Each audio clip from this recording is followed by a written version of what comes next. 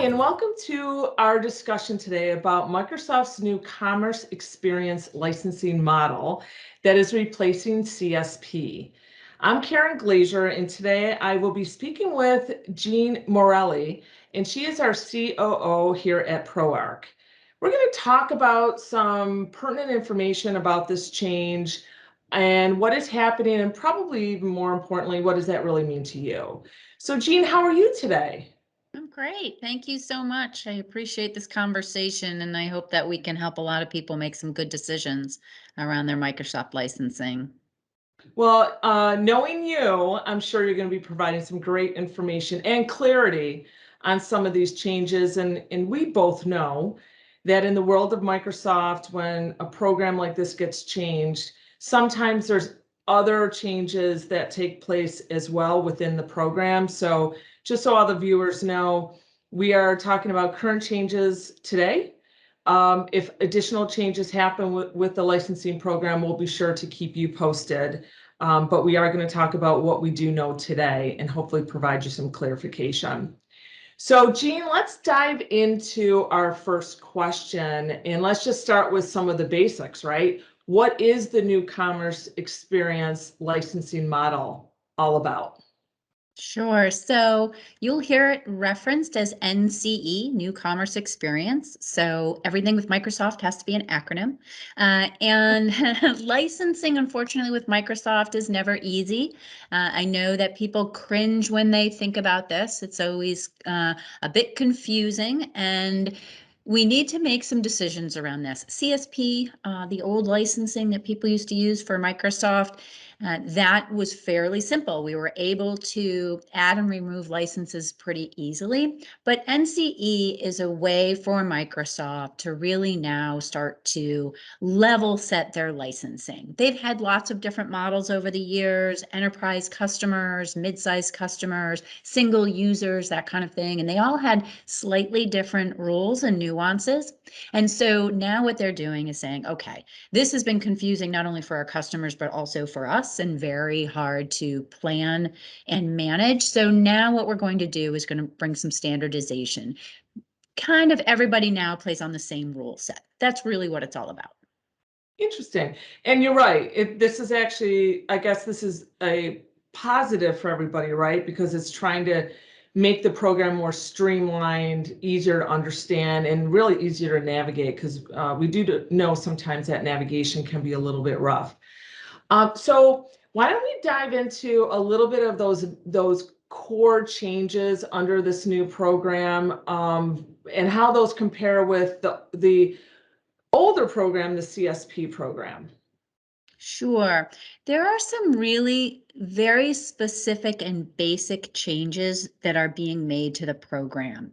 And once you understand what they are, there's going to be some very specific questions that you're going to ask yourself in order to make sure you get into the right program.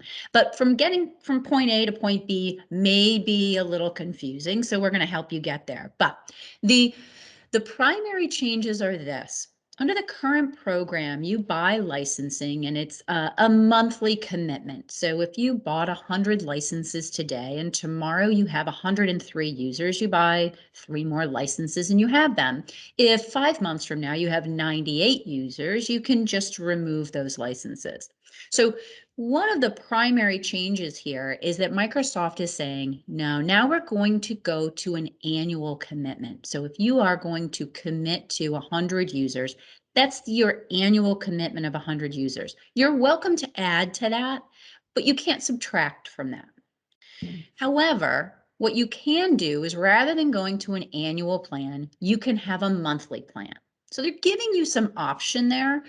You can actually say, all right, hey, my user base fluctuates so much, I'm going to go to a monthly plan, but it's going to cost more. They're putting a 20% premium on those. So that's something really important to consider as you make your decisions around that. But they're also offering at the other end a 36-month commitment. If your business is well established and you've had the same number of users for a very long time, and you really are only looking at growth and you are not looking at users who may not be with you any longer, or you don't have seasonality to your business, well, then that 36-month commitment may be a really good one for you, because now you can lock in some pricing. So they're giving you some options here to make sure that your subscription term is right for you. So you can have a subscription term of monthly, annually, or a 3-month. So that's one thing that's really important. Yeah, Um, even more reason, right, to look into the future a little bit and make sure that you're thinking about your roadmap with Microsoft, I would assume, right? Absolutely. Really looking at your users, your licensing, what you're using. It's super important now. And I'll talk a little bit later too about some of the things that you should consider as a business and what questions you should be asking yourself. In addition to that, at the same time that these subscription terms are going to be in effect, there are some SKUs that are going up in price. So there are 6 SKUs. There are some of the most popular ones, of course, that are going to be going up in price. So that's a big consideration for people, because lots of different options about when you move from CSP to NCE. However, if you choose to move to NCE before February 28th, you'll be able to lock in the current pricing and not get an increase in price for another year. So that's really important as well. Yeah, absolutely. I think cost savings today is a good thing, right? So, Without a doubt. And also, you'll be able to have an option about how you want to pay. You can pay monthly, or you can pay upfront for an annual purchase. So you can choose to do that as well.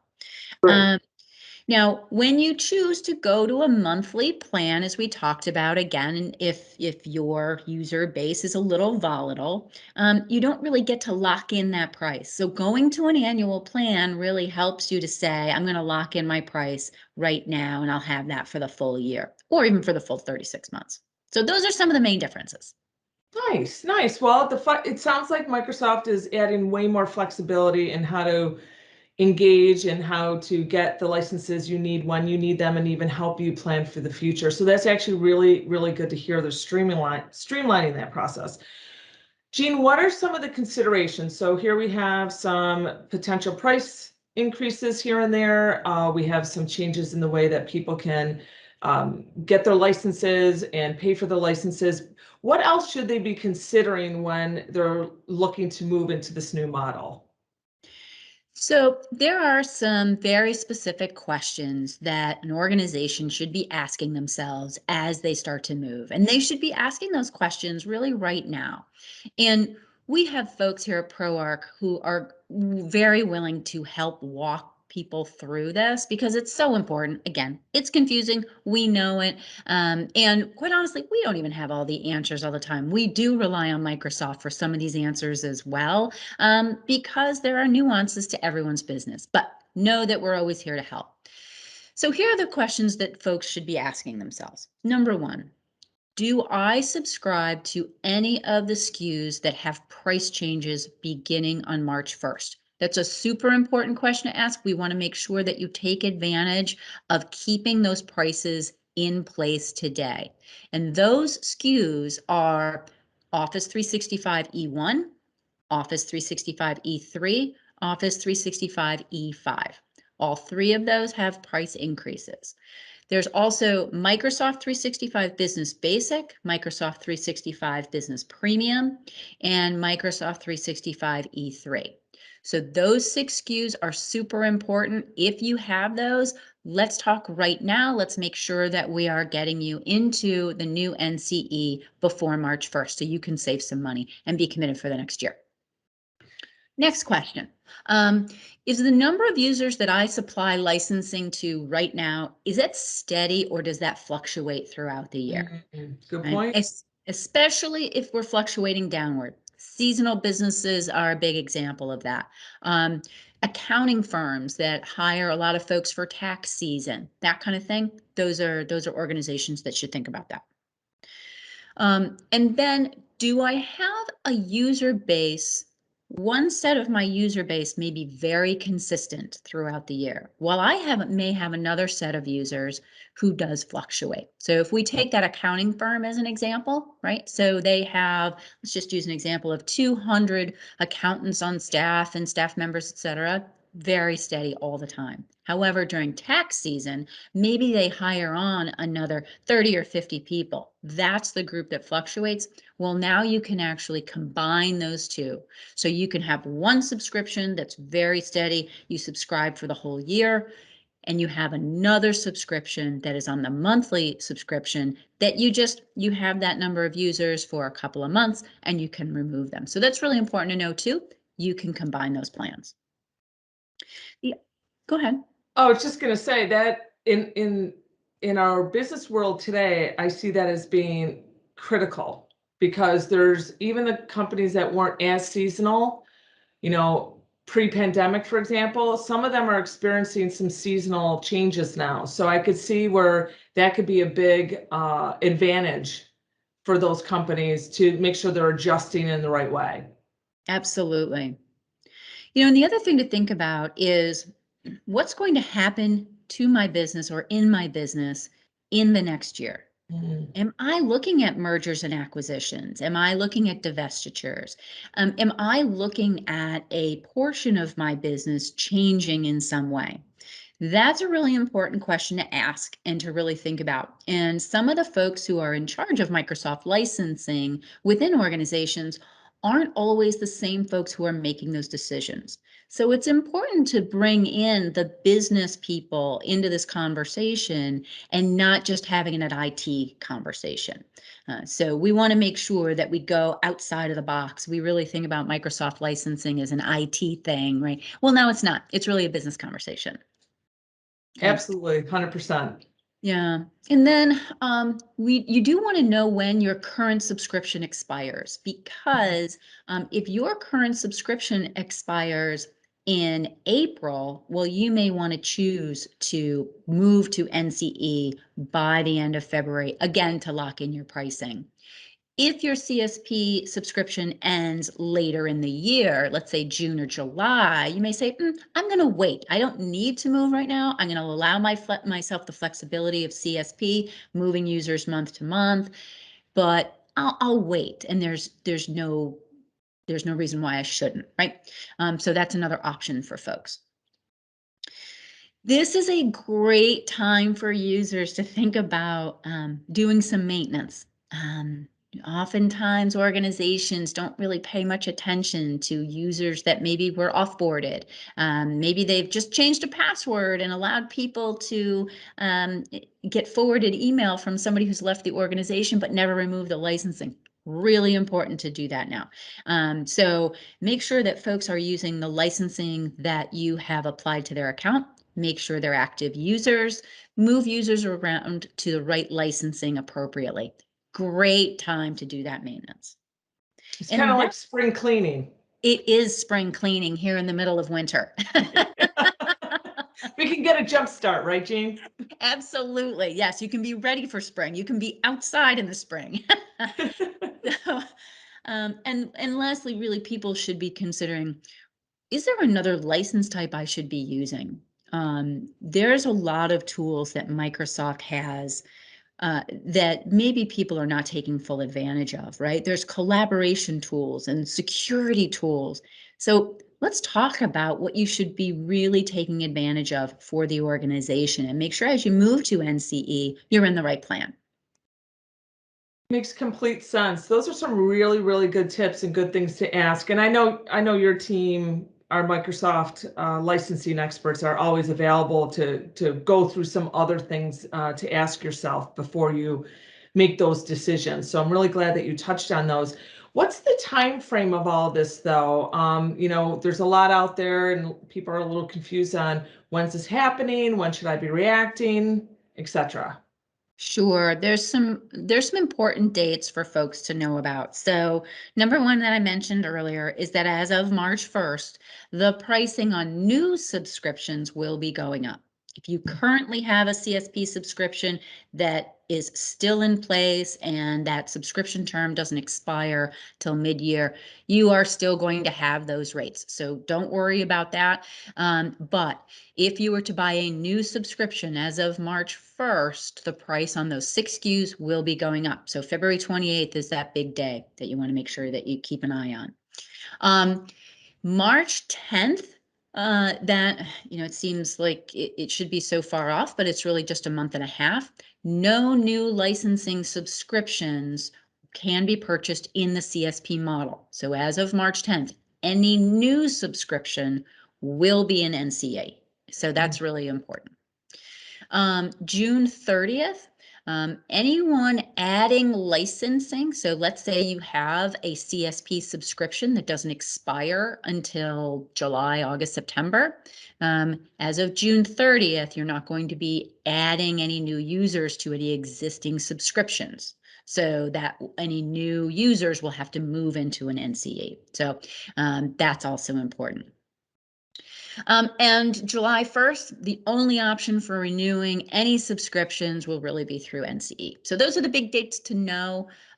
Yes, they seem confusing, but there is a method to the madness. They want people to be able to phase into this, have time to make decisions. So we're all in this together, and we're really trying to help folks work through that and work with what's right for them. I feel like I'm picking my healthcare for open enrollment.